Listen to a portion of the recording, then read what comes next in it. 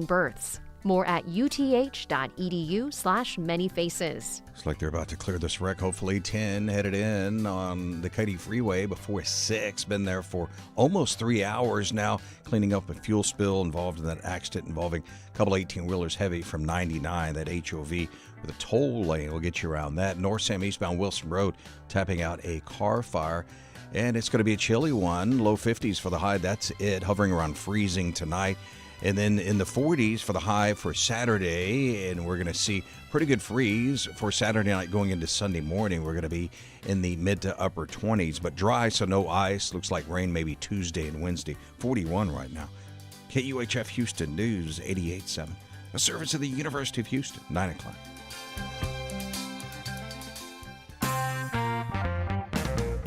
The Senate reached a deal last night to avoid a partial shutdown and spend the next 2 weeks rethinking Homeland Security funding in the wake of the shootings in Minneapolis. I'm Craig Cohen. Today on Houston Matters, will the House follow suit today?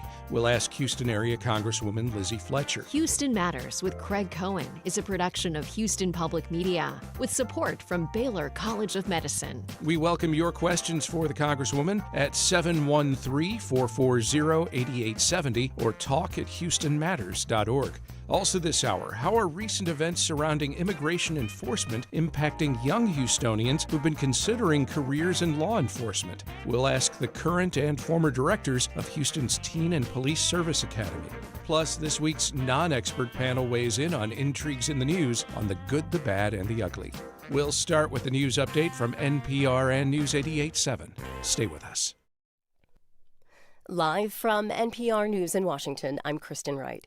Independent journalist Don Lemon has been arrested by federal agents in Los Angeles. His attorney is calling it an unprecedented attack on the First Amendment. The former CNN anchor has said he was covering a recent protest inside of a church against the government's immigration enforcement tactics in Minneapolis. The pastor there is an ICE official. NPR's David Folkenflik reports. What we do know is that the DOJ twice sought to get arrest warrants for Lemon in Minnesota, was turned down by a magistrate and then by the appeals court there. But, Bondi says, in confirming this arrest, she called him part of a coordinated attack on City's Church in St. Paul, Minnesota, and promised more details soon. It's unclear what the charges are. Lemon's attorney says Lemon will fight them vigorously. Stocks opened lower this morning after President Trump announced plans to nominate Kevin Warsh as the next chairman of the Federal Reserve. NPR's Scott Horsley reports the Dow fell about 110 points in early trading. Kevin Warsh has experience at the Federal Reserve, having served on the central bank's governing board during the Bush and Obama administrations. Back then, Warsh was considered a hawk, with a worried eye on inflationary pressures, even when unemployment neared 10%. Still, Trump is counting on Warsh to bring lower interest rates. If confirmed by the Senate, Warsh would replace Jerome Powell, whose term as Fed chairman ends in May. Wholesale inflation in December was higher than expected. The Labor Department says wholesale prices rose 0.5% during the month and were up 3% for the year. Asian stocks were mixed overnight, up in Seoul, but down in Hong Kong, Shanghai, and Tokyo. Scott Horsley, NPR News, Washington. Senate Democrats and President Trump have reached some agreement on what to do for now about funding the government ahead of tonight's shutdown deadline. But it appears there will still probably be a short-term funding lapse through at least the weekend or until lawmakers vote. The spending deal separates funding for agencies like Health and Human Services and Defense from funding for the Department of Homeland Security. Venezuela is making major changes to its oil industry. Its Congress approved a bill last night that will enable foreign companies to operate the nation's oil wells. Manuel Rueda has more. After the U.S. raid that led to Nicolás Maduro's removal, the socialist government's control of Venezuela's vast oil reserves is changing. The bill approved on Thursday night will allow foreign companies to run oil wells in Venezuela and sell the nation's oil, provided they pay taxes. Disputes with the government can now be settled by international arbitration. Previously, the Venezuelan government had to be the main stakeholder in oil projects, and the National Oil Company was the only entity allowed to sell the nation's crude. Now the U.S. Treasury has eased sanctions on Venezuela, and American companies will be able to purchase and resell Venezuelan oil. Manuel Rueda reporting. This is NPR News. Support for NPR comes from NPR stations. Other contributors include Lilly Endowment, a private foundation supporting NPR's coverage of religion and spirituality. and Jarl and Pamela Mohn, focusing on civil liberties, foster youth, public radio, and the arts. Live from News 88.7 in Houston, I'm Matt Harab. Tomorrow is Election Day in the special election runoff for Texas's Congressional District 18 in Houston. News 88.7's political reporter Andrew Schneider has the details about that contest. As of Saturday, Texas' 18th Congressional District will have been vacant for 332 days since the death of Congressman Sylvester Turner. The runoff election pits two Democrats against each other, former Harris County Attorney Christian Menefee and former Houston City Council member Amanda Edwards. There will be more than 60 voting centers operating around the county. The voting center locations are available at harrisvotes.com. That's Andrew Schneider. Democratic State Representative James Tallarico says his primary opponent in the upcoming U.S. Senate race in Texas, Congresswoman Jasmine Crockett, had not originally planned to run this year. Speaking on Hello Houston, Tallarico says he called Crockett before announcing his campaign last September. She told me that she was, focused on her work in the Congress and was looking at running in 2030. In a statement, Crockett says she and Tallarico did speak and that she focused on her congressional district at the time. She says opinion polling showed her leading over Tallarico, something she says she brought up to him. Now, a new poll finds Texas voters are split between Crockett and Tallarico. The survey by the nonpartisan Texas Public Opinion Research found 38% of respondents favor Crockett, 37% lead towards Tallarico. 21% of voters remain undecided. The National Weather Service says temperatures will be dropping again and soon in the Houston area. Bradley Brokamp at the National Weather Service laid out the latest cold snap coming our way this weekend. So it's going to be substantially cold. We have a cold weather advisory out for pretty much all of southeast Texas here. We're really just trying to get that message out there. It's going to be a fairly cool day and fairly chilly night. So people should try to protect the 4 Ps when it comes to cold here. And those 4 Ps are people, pets, plants, and pipes. We have a projected low of 34 tonight. However, tomorrow night is when the real cold begins, when temps dip to around 26 across the area. We should warm up relatively quickly. Forecasters have us hitting a high of 70 on Tuesday. Having said that, the city of Houston is opening 12 warming centers at 5 o'clock this afternoon. You can find the locations at houstonoem.org. I'm Matt Harab, News 88.7. This is Houston Matters. I'm Craig Cohen. Good morning. Thanks for joining us here on News 88.7 and on Houston Public Media's YouTube channel. Coming up this hour, how young people interested in law enforcement in Houston have responded to this week's events, and we'll have this week's The Good, the Bad, and the Ugly. First, though, last night, the U.S. Senate struck a deal to prevent a partial government shutdown while allowing for negotiations to continue over funding the Department of Homeland Security.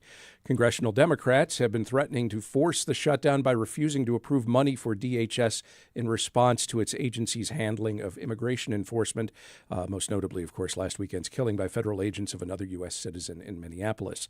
Under the deal reached Thursday, the Senate will vote on 5 appropriations bills today, but hold off on a 6th funding DHS and instead vote on a 2-week continuing resolution to provide time to negotiate changes in the department's appropriations bill. President Trump has, it appears, signed off on the deal, but how will it be met in the House? Let's discuss that now with a Houston area member of Congress, Democrat Lizzie Fletcher. She represents the Texas 7th District.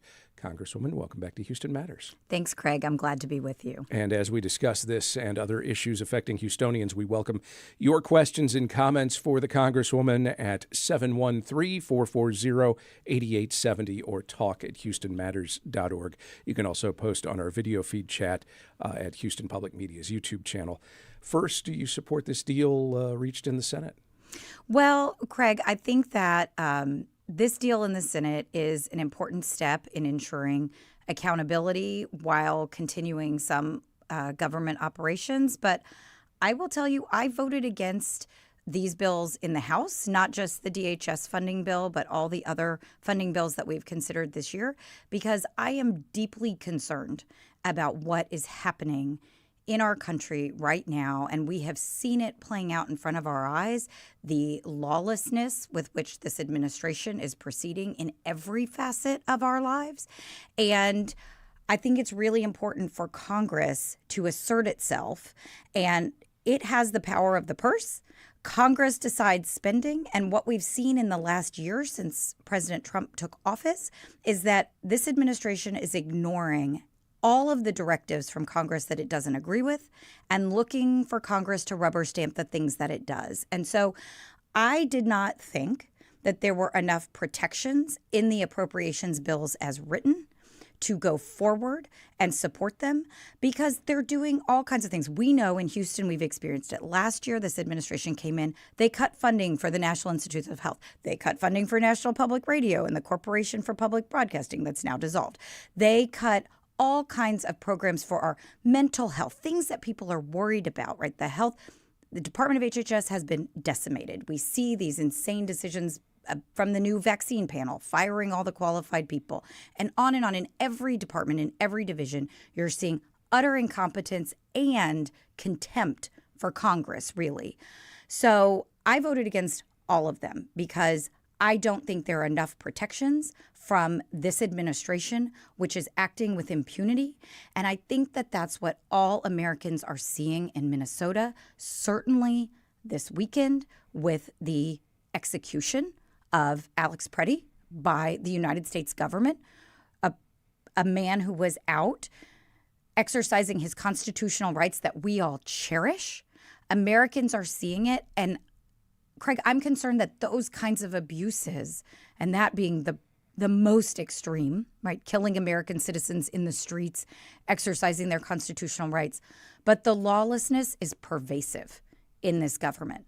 And so while I know the pain of a government shutdown, and we saw just last fall how difficult it is and how important it is that the government is funded and functioning, we really need to put more restraints on this out-of-control administration. And so I didn't vote for these bills, and I think that the 2-week CR to meet the demands around Homeland Security is absolutely essential.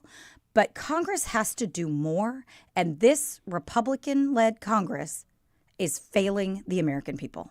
I suspect some listening would say your frustration over the White House ignoring directives from Congress might indicate that part of the problem is not that they're ignoring directives, it's that there isn't any legislation coming out of Congress that holds them. Well, it's both. First of all, the government, the Trump administration is ignoring longstanding laws, ignoring the Constitution. I mean, maybe we start there, right? Taking all kinds of unconstitutional actions. And we've seen that for the last year. Then ignoring independent agencies. I mean, one of the things that's been very prevalent in the news is this administration and this president's approach toward the Federal Reserve, right? The central bank that is supposed to be, must be independent. Instead, they're pressuring the central bank, pressuring Jerome Powell, right? Totally inappropriately, meddling in the Department of Justice. And the president is directing the Department of Justice to go after his critics, right? To litigate a litany of his personal grievances. And of course, we saw last night, I was shocked to see that the president of the United States is suing the IRS for $10 billion with a B. This is totally out of control, totally unprecedented and unacceptable. And so I agree with you that this Congress isn't legislating. And I'm just going to give one example. This year, the legislation that Speaker Johnson brought to the floor that isn't appropriations was a bill about the volume of water going through your shower heads. So I agree 100% with the critics who are saying Congress isn't legislating and isn't focused on the right things. I agree with that. And this administration is also ignoring longstanding laws, independence of federal agencies, whether it's going after the Consumer Protection Bureau, whether it's going after different independent agencies. And what we see is that citizens are speaking out and the courts are largely standing up. It's one of our lines of defense, but the Congress is designed to be a line of defense, and the Congress is failing. I completely agree with those critics, but it's not just that we're not legislating. It's that they are ignoring laws already on the books and ignoring the Constitution. As another example of some of what you're talking about, Don in New Waverly commented to us, noting that the president, as we heard from NPR in the last hour, just had Don Lemon arrested. Don from New Waverly says journalists are in as much danger as protesters. Absolutely.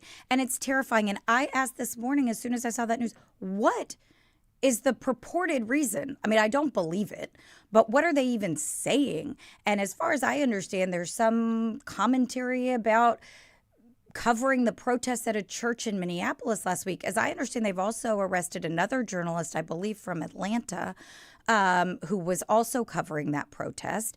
And this is the First Amendment to the Constitution, but these amendments, they are central to our rights as citizens, and they were ratified with the Constitution, as we have discussed before, kind of the debate and ratification of the Constitution, the right to petition your government about grievances, the right to peacefully assemble, the right to protest, the right to speak freely, the right to exercise your religion or no religion at all, and the right to have a free press is central to democracy itself. And all of those rights are under attack from this administration. We are talking with Houston area Congresswoman Lizzie Fletcher, and we'd like to hear from you. Send us your questions or comments. Call or text 713-440-8870. You can email us at talk@houstonmatters.org. You can post thoughts on our live video feed on Houston Public Media's YouTube channel. More ahead as Houston Matters continues.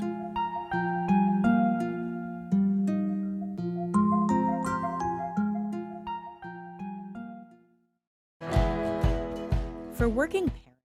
Hi, I'm Lenny Ambrose from St. Arnold Brewing Company, proud supporters of Houston Public Media. Right now, with your $60 donation, you can choose tickets to News and Brews. This member-exclusive event takes place February 17th. Enjoy a pint, connect with fellow NPR fans, and meet the Houston Public Media newsroom in person. Select News and Brews tickets when you donate at houstonpublicmedia.org/donate. Progress in health and medicine through research, education, and care that push the frontiers of modern science. Houston Matters with Craig Cohen is made possible in part by Ellen Binninghoven and Dr. Michael Schaefer, with gifts from listeners like you. This is Houston Matters. I'm Craig Cohen. We're talking with Houston area Congresswoman Lizzie Fletcher. She represents Houston's 7th Congressional District. You can join our conversation at 713-440-8870 or talk@houstonmatters.org. What would you personally like to see happen in response to immigration enforcement efforts, not just in Minneapolis, but here in Houston and in other U.S. cities over the last year? If things were operating the way you would like, what should be different? Well, that list is very long. But I'll start by saying, Craig, there has been just a dramatic change in immigration enforcement over the last year. And certainly we need to have a system to perform that function, which prior to the creation of ICE with the Department of Homeland Security was done by INS. There's always been a function of enforcing our immigration laws. That said, this system and this agency is broken. And so there needs to be radical rethinking. But certainly at a minimum at this moment, and the demands that Democrats are making around the Homeland Security bill is the masks have got to come off. Because what we see in these shootings, think about the shooting of Renee Good just a couple of weeks ago. You had officers shoot a United States citizen in her car, and the immediate response from their superiors, from the administration, was it was totally justified. We would never see that in the city of Houston. We would never see the Houston police chief get out with no facts, no information, the mayor, and not, they will say, this person has been put on leave while we investigate. We're investigating this shooting. You know, it's a tragedy that there has been an interaction, that there's been a situation that resulted in the death of one of our fellow citizens. Instead, immediately with Renee Good and with Alex Preddy, this administration didn't wait for the facts. They judged the people that they killed, our fellow citizens, and they tried to demonize them, say they were terrorists, that they were attacking law enforcement, making all these pronouncements without any facts. And that message that they said, Stephen Miller got on TV and said, these agents have absolute immunity. They do not. Let's make that clear. Under the Constitution and under the laws of this country, they do not have absolute immunity. Law enforcement officers have qualified immunity, which has been a subject of policy debate for a while, but they do not have absolute immunity. But that's how they're acting, and the masks contribute to that, the sense of unaccountability. And we ask Houston police officers, we ask the sheriffs in our counties, we ask all law enforcement to wear their name on a badge, to show who they are. They patrol the streets in marked cars. First of all, I shouldn't be out doing roving patrols. That's not their job. That's not their responsibility. And so there's a list of things that we want. I personally submitted an amendment to the bill in the House. It did not get considered, requiring the removal of masks, requiring these agents cannot be patrolling the streets in unmarked cars and plain clothes and going after people who are in the Home Depot parking lot. That is not law and order in any sense of the word. And so getting the masks off is critical. Of course, we're also demanding the use of body cameras for these agents. And this is just sort of in this moment, a uniform code of conduct and absolute accountability for these actions.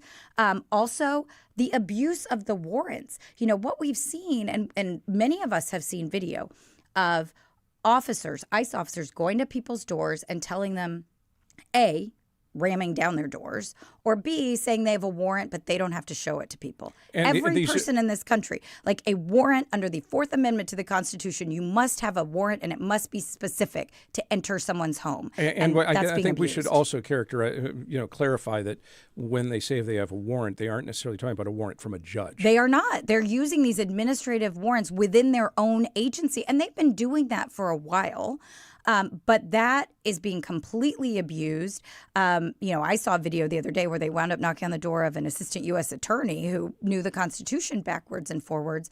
But they are violating the Fourth Amendment to the Constitution. It's not just the First Amendment that's under attack. And of course, we're hearing, hopefully from more and more people, one of the justifications they used last weekend in the murder of Alex Preddy was that he was carrying a gun.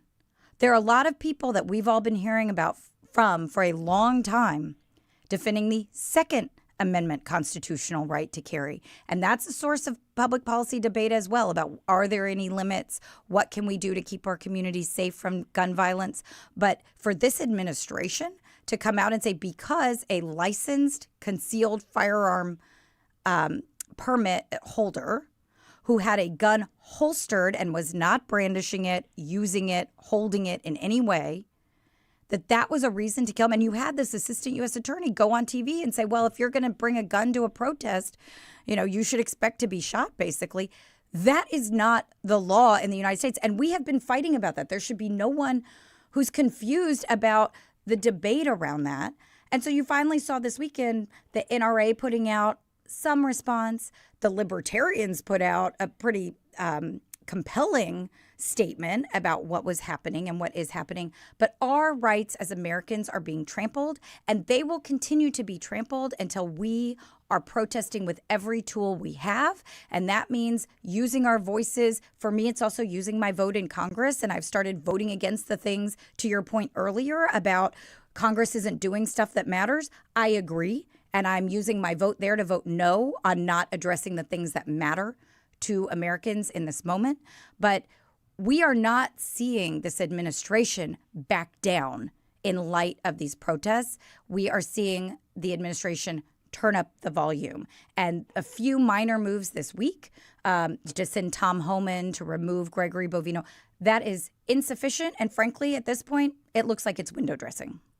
We have an email from Tom who asks, in light of the FBI raid on voter records in Georgia, this occurred on Wednesday, what can or will Congress do to assure fair elections this fall? And I should note what happened. The FBI raided Fulton County's election operations center, apparently in connection to the president and the Trump administration's long-held disproven belief that there was anything untoward in the counting of ballots in Fulton County during the 2020 election, which now, of course, we're talking about 5-6 years ago.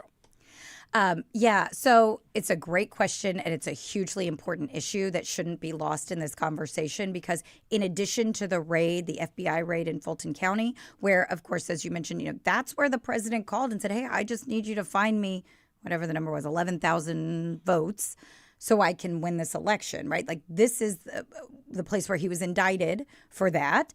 And you now see federal agents going in and seizing the ballots, as far as I understand, the voting infrastructure, the records.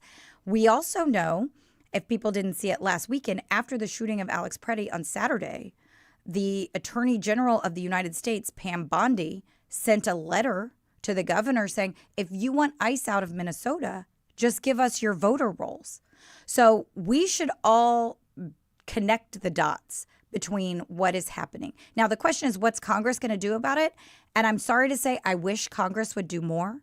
I have been supporting legislation ever since I was elected to secure our elections and to help make sure that people have access to the ballot box to exercise their right to vote. But one of my deep concerns is that this do-nothing Congress rubber stamps what the president does. And to be clear, I am a member of this Congress, and I am complaining because the Congress, when you are a House minority member, which I am in the Democratic Party, we are in the minority in the House. We are not powerless, but we don't set the agenda. And the Republicans are in charge of the House and the Senate, and they have shown no willingness or ability to check this president or to check this administration. And that's critical. There are things Congress could do to secure our elections.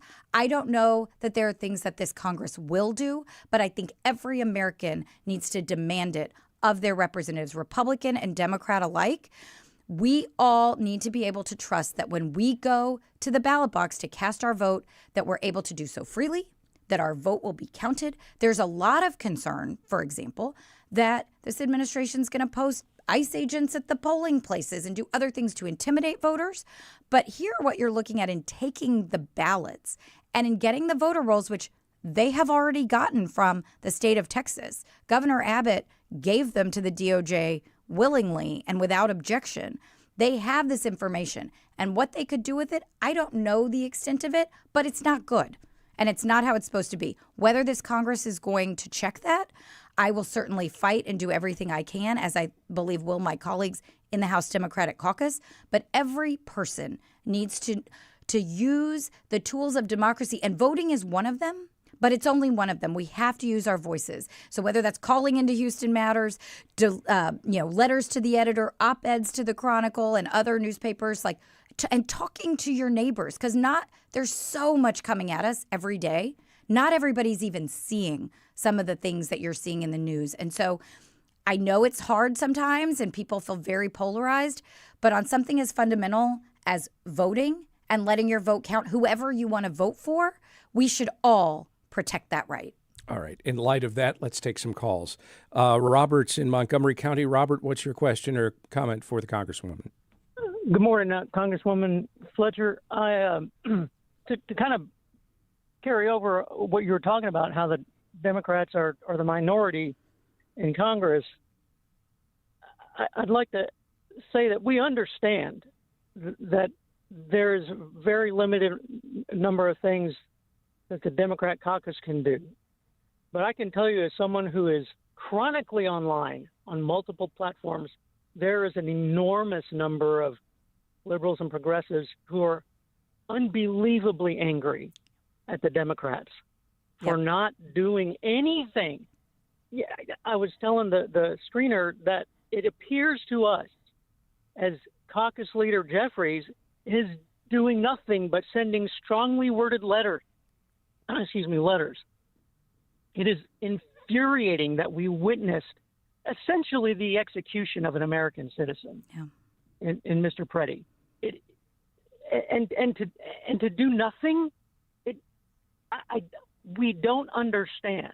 And I think that's what my question is why haven't you used at least what little leverage you have to stall? I mean, there are 7 Democrats who crossed party lines and voted to add $10 billion to ICE.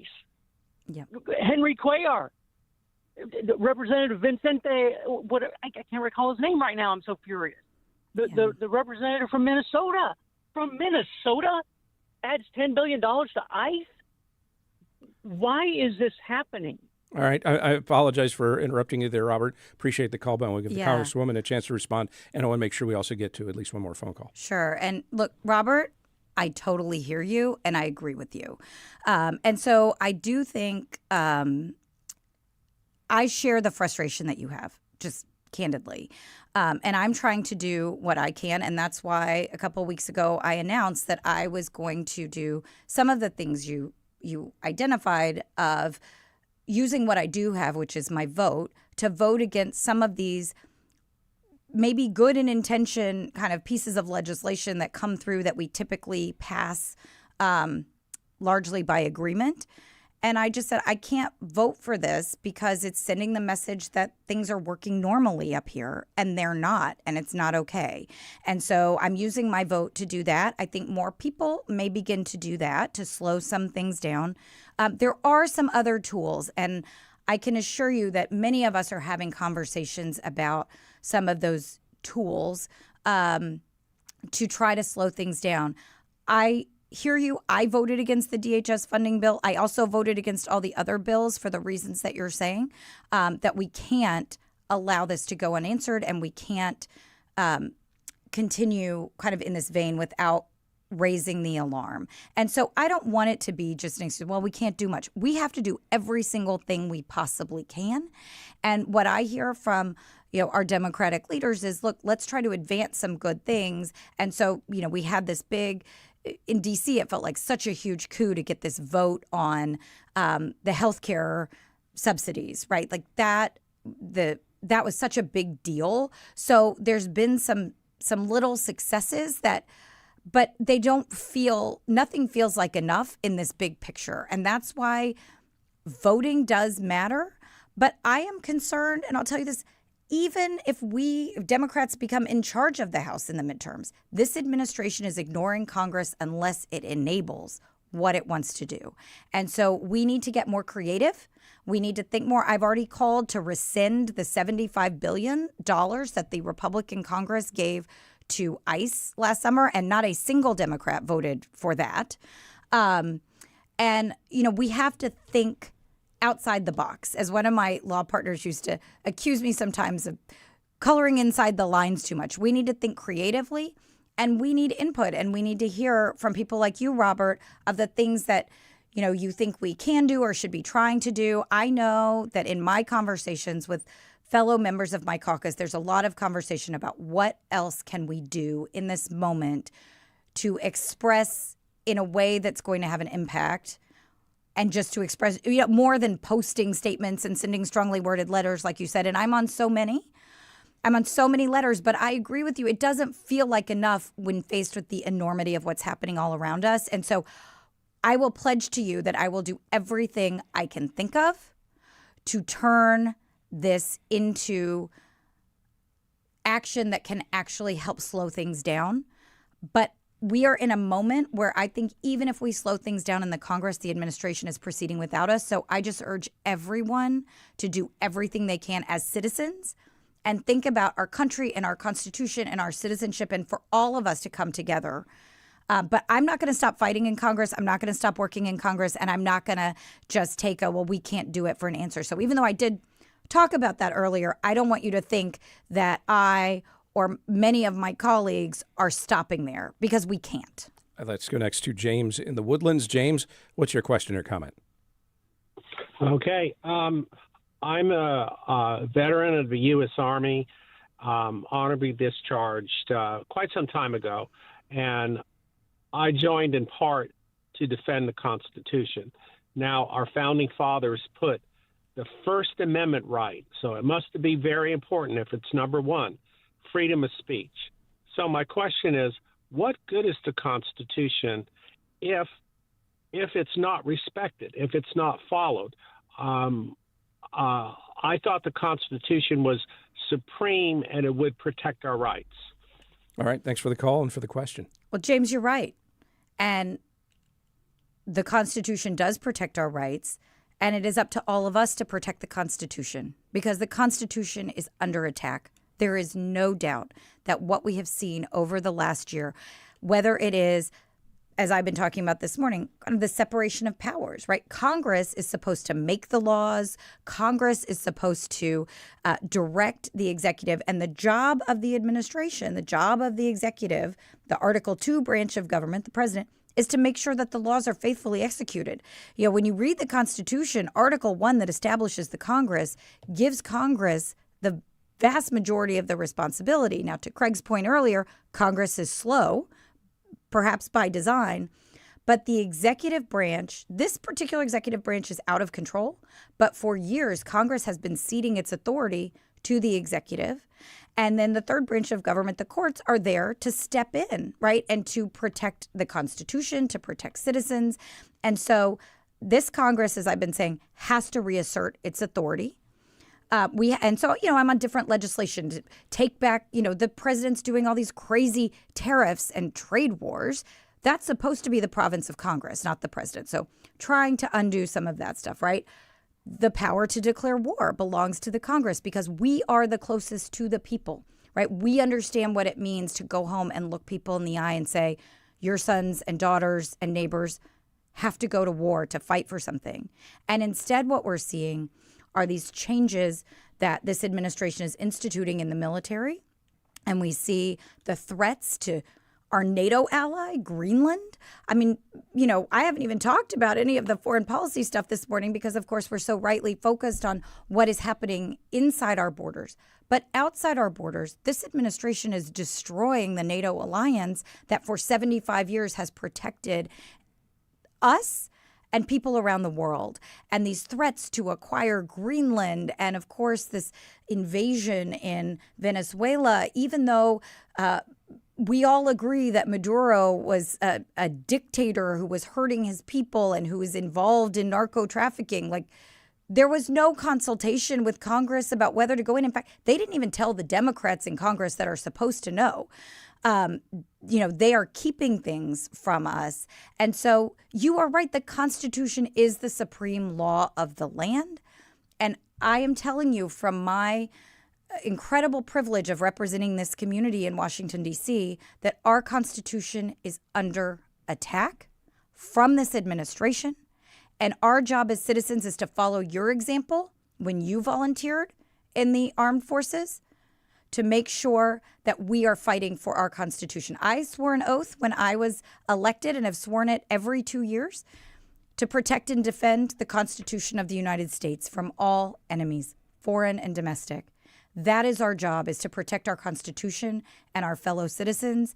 And right now, we are looking to the Congress, of course, and that's where I work and that's my job, and I'm not going to stop. We're looking to the courts, who have really been the front lines of pushing back on this administration, and the brave citizens who are bringing those cases in court. One of the things that's very frustrating to me is, as a member of Congress, I don't have standing to sue on behalf of my constituents. So brave Americans are signing up, are putting themselves out there, and are challenging the actions of this administration. And then, of course, it's our communities and our citizens ourselves, whether that is showing up, protesting in the streets, as many Houstonians have been doing, as people in Minnesota we have seen are doing, in Chicago, in Los Angeles, in cities and towns across the country. But our communities have got to stand up for our Constitution. And we can continue to have policy debates. We can continue to talk about the best ways to make the promises of our Constitution real for everyone and for all Americans. There are no doubt ways that our government has failed us in the past, and we have to do those. But we can't do them if we destroy the very foundation that you fought for and that all of us need to fight for right now.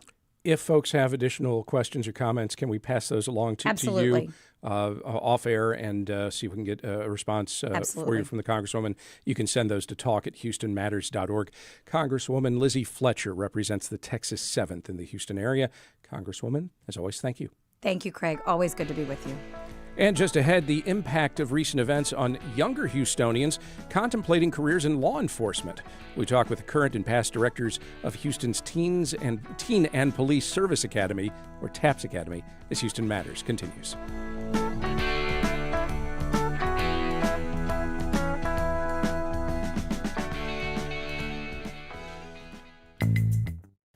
You count on Houston Public Media. That's why you're here right now. Take the next step and become a new member today. Every gift makes a difference.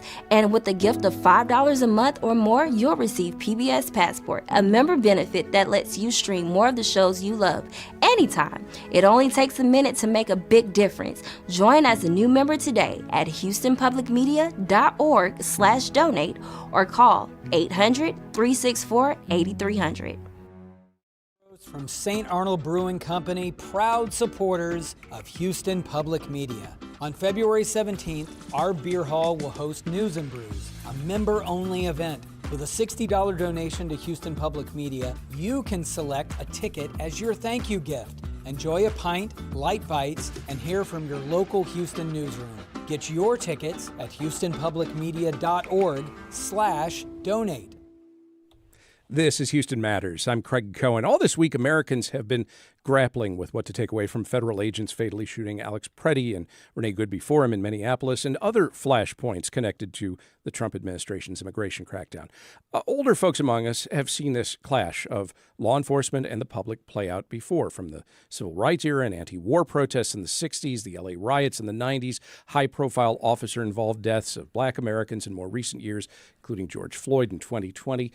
But what about young people? How are their impressions of law enforcement being colored by recent events, especially those who have expressed an interest in law enforcement? We're going to talk about that now as we talk with Alondra Musquiz from Houston's Teen and Police Service Academy and Dr. Everette Penn from the Texas Juvenile Crime Prevention Center. Good morning to you both. Thank you. Thanks so much for having us. Dr. Penn, first, generally, how do you think what we've seen play out in Minneapolis, other widely shared videos of federal enforcement encounters, maybe shaping young people's impressions of law enforcement?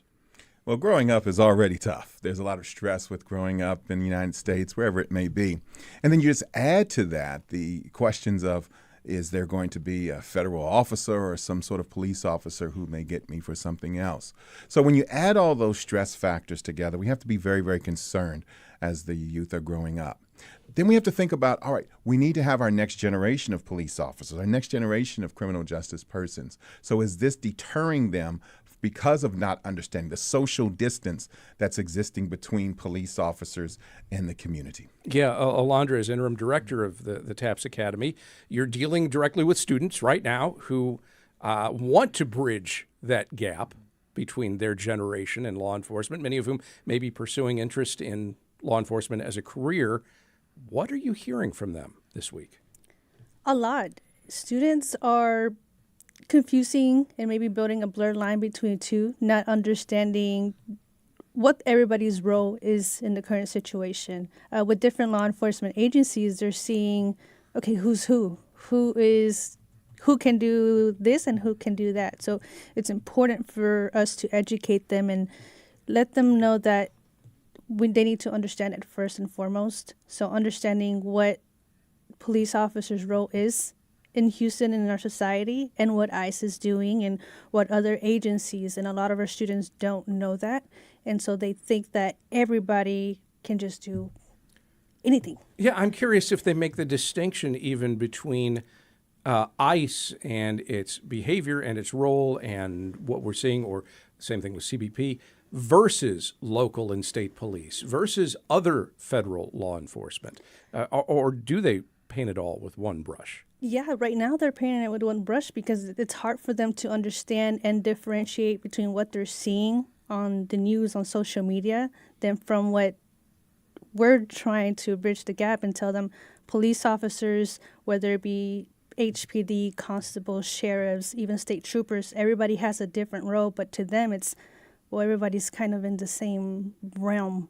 So it's important for us to let them know little things. They'll ask us, how can we tell if it's an unmarked car or a marked car, or, what vehicles are they driving? What is their uniform? How can we know? So that they can also bring this home and educate their families, their loved ones, so that, again, that blurred line doesn't become a permanent line. And then, Everette Penn, I think another big question I imagine that some young people are asking, you can confirm or deny if this is the case, is how do I tell the difference between a law enforcement officer or unit or department I can trust and one I can't. Well, that's where community policing is so very, very important. We've kind of seen a pullback of community policing, but we still need officers, those in the criminal justice system, to be about education, to allowing for, we're not giving away any trade secrets or anything like that. The safety of the police officer, the safety of the citizen is still extremely important. But the idea of education so that folks know. We were very much involved at the TAPS Academy with SB 30, the Community Safety Education Act, which told citizens, which told our youth what to do during a traffic stop. Perhaps we need more education like that so that people can be aware of the situations that are taking place, know what they need to do so everyone can go home safely. All right, so let's bring this back to those who may be inclined to develop a career in law enforcement. We're talking about teenagers right now who may be wanting to enter the workforce. Is it your impression that they are cooling on the idea of going into law enforcement as a result of what we've not just seen in the last week, in the last month, but over the last year or more? Alondra.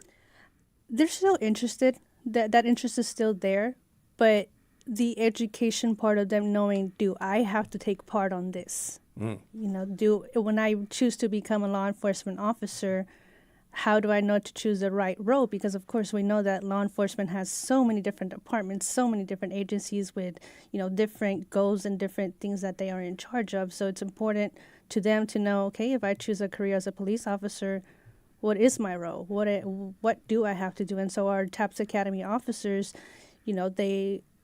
because they're experienced, they can share with them, well, as an officer, this is what I did and this is what I do. That is completely different than from what's going on right now. So I think that helps the students know that that career in law enforcement is still very important and you should pursue it regardless of what's currently going on. Don't let that deviate you from your passion or your goal. Alondra Musquiz is interim director of the Teen and Police Service Academy. Dr. Everette Penn is director of the Texas Juvenile Crime Prevention Center and former TAPS director. Thank you both very much. Thank you for having us, sir. Still to come, why extended early voting was carried out slowly the last 2 days in the 18th Congressional District, why a state reading list vote's been delayed, and what the boss had to say and sing about events in Minneapolis. Stay with us. The Good, the Bad, and the Ugly is next on Houston Matters. Trust, who do ya? Trust, what makes you a real lover? Trust. Hey, this is David Green, host of Sports. It's not just your car. It's the one that brought your kids home from school, took you cross-country, held memories, laughter, even a few breakdowns. When it's time to let go, give your car a new purpose. Donate it and turn memories into meaningful support for this station. Plus, you'll enjoy free and easy pickup, potential tax benefits, and a simple donation process. Your gift supports the programs you and your family love. Donate today and help keep public media strong. Call or donate online. Deeper track performances and more comments from Grateful Dead historian David Gans. I did my first interview with Bob while he was working on his second solo album. So we stayed in touch and I started hanging out with him and even did a couple of double dates in the early 80s. I need a miracle every day. Bob Weir Remembered, Hour 2, right here real soon. Saturday evening at 7 on News 88.7.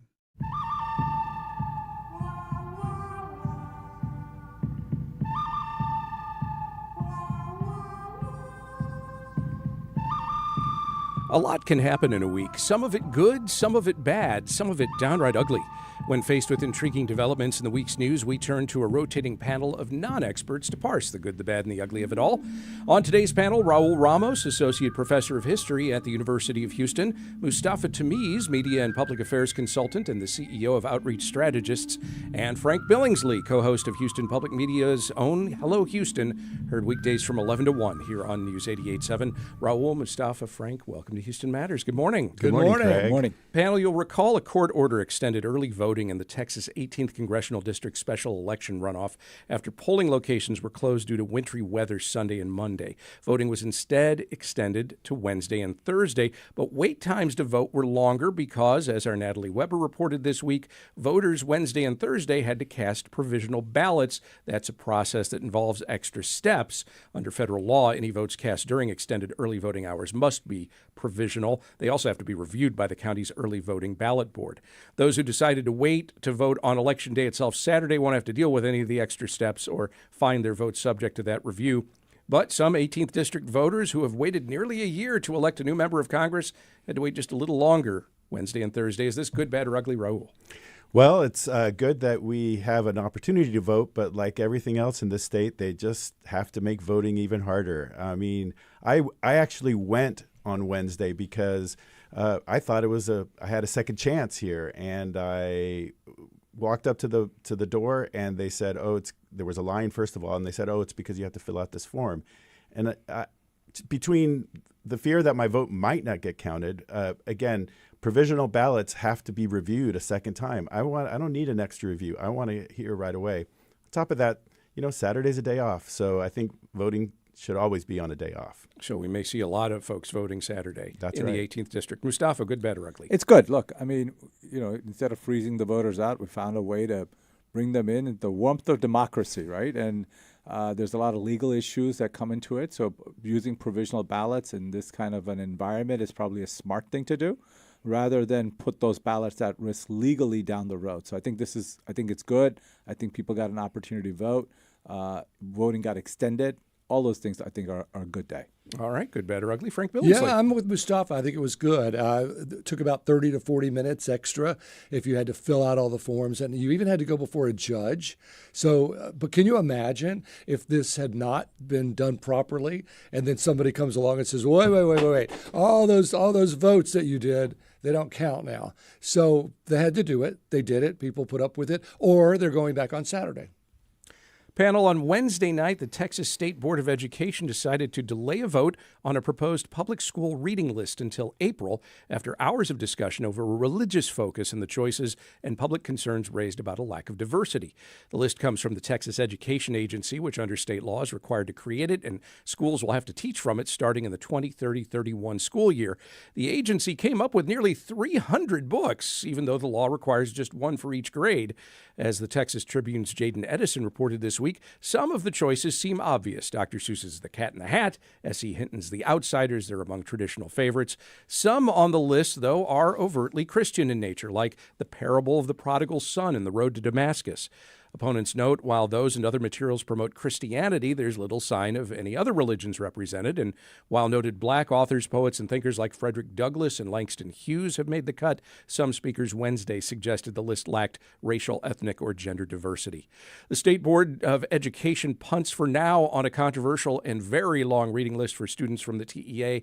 Is this good, bad, or ugly, Mustafa? It's good. Look, and the reason why I say that it's punting it till after the Republican primary. There's an open seat in the I think it's the 6th district, which covers part of Houston. So I rather them punt it and have a more robust discussion on this after the primary, because I think that this is something that, we're just seeing this slippery slide on our freedoms in lots of different ways, and we're aspiring to America of the past rather than the America of the future. And cutting reading lists like this is not the right thing to do, but I'm glad that we can have a discussion after the Republican primary. All right, good, bad, or ugly, Frank? Yeah, I think it's bad in that whenever you hear a book ban, I think you think book burning, because that's what it feels like. It feels like a censorship in a country that prides itself on the fact that we are open to all opinions.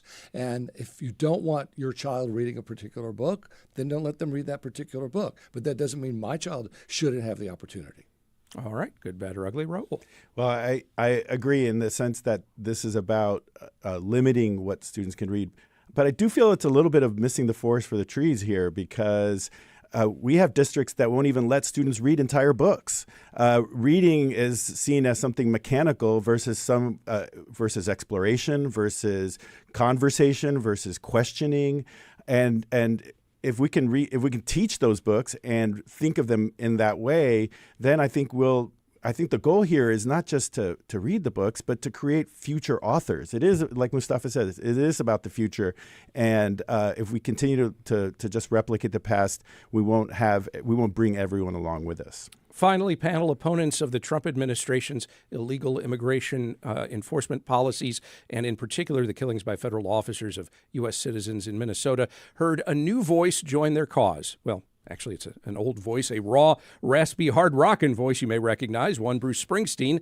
Yes, as the boss explained on social media Wednesday, his new song, Streets of Minneapolis, is dedicated to the people of Minneapolis, our innocent immigrant neighbors, and in memory of Alex Preddy and Renee Good. Let's listen. We'll take our stand for this land and the stranger in our midst. Here in our home they killed and wronged in the winter of 26. We'll remember the names of those who died on the streets of Minneapolis. All right, the boss there. Among other lyrics, which Springsteen says he wrote on Saturday and recorded Tuesday, their claim was self-defense, sir. Just don't believe your eyes. It's our blood and bones and these whistles and phones against Miller and Nome's dirty lies. Bruce Springsteen releases a protest song about ICE and CBP. Is this good, bad, or ugly? Frank? Oh, it's good. Where's Bob Dylan when you need him? I mean, this just reminded me of Blowing in the Wind, you know. It almost sounds like Bob Dylan, too. The rhymes are a little stretched, you know, forced. The tune is fairly but it's Bruce Springsteen making a statement. He has the power to do it. I defend his right to say something. All right. Good, bad, or ugly, Raul? This is an American tradition, right? I mean, look, my first thought was Ohio by Crosby, Stills, Nash & Young, right? Which was a similar situation. It's this protest that's being put down by the military, or a militarized police. That song changed our culture. This song, I'm not sure if it will or not, but it's part of this tradition we have in our country, which there's another line in that song that I feel resonates even more, which is sort of a nod towards another song against military oppression, which is the Star-Spangled Banner. Right. This is in our DNA. This is what we do, and I think this is a way to honor not only the efforts that people are putting on in Minneapolis, but the deaths of Good and Preddy. Good, bad, or ugly, Mustafa? Look, it's great, right? I mean, Bruce Springsteen is Americana, and he always sings for aspirations of America, and so this is something that is timely and it's important. And I either this is like Ronald Reagan's City on a Hill, or George H.W. Bush's, 1,000 Points of Light, or Compassionate Conservatism for George W. Bush, or this is, America of Nixon, where it's law and order, and the people that say law and order are breaking the law, right? And they're destroying the order of our society and dividing us. And so I think this type of music helps inspire people just to do more. I have to admit, when I first heard that he was doing this song and I heard it was going to be Streets of Minneapolis, I was fearful that he would pull an Elton John and he would just take an old song, Streets of Philadelphia, and just rewrite the lyrics and record that. I was pleased to find out, no, he went original on this entirely. And maybe it'll make people remember that Born in the USA is not a song about how great the U.S. It's a folk song itself. Raul Ramos from the University of Houston, Mustafa Tameez from Outreach Strategist, Frank Billingsley from Hello Houston. Thank you all very much. Pleasure. Thank you.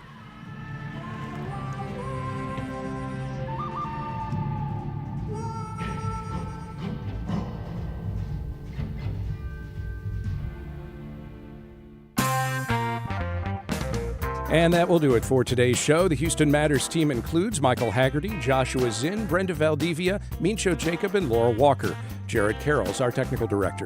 Remember, you can check out Houston Matters anytime. Subscribe to our podcast for the audio. Visit Houston Public Media's YouTube channel for the video. Also, starting Monday, you'll have a second chance to catch Houston Matters on News 88.7 as we will rebroadcast the show weeknights at 9. No, I'm not coming in at night. On Monday's show, as it will be the first Monday of the month, we'll welcome your gripes in another round of Houstonian pet peeves. You can send yours now or through the weekend to talk@HoustonMatters.org.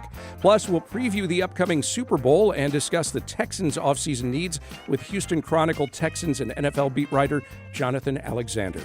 I'm Craig Cohen. Have a great weekend. Then join us Monday for those and other Houston Matters.